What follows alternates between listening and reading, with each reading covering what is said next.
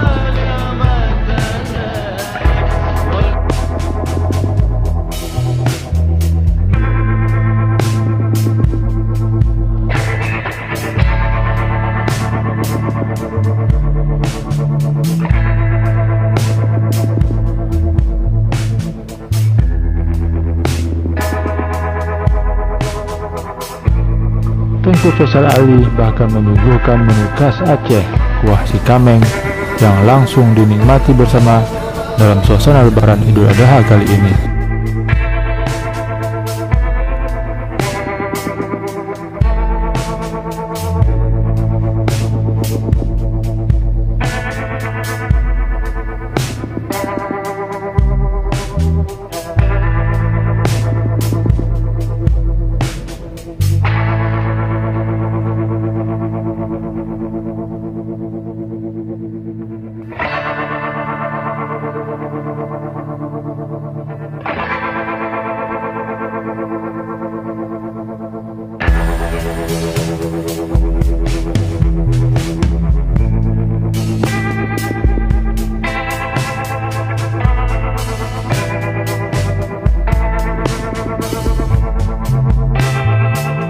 Juga dengan ulama MPU Aceh.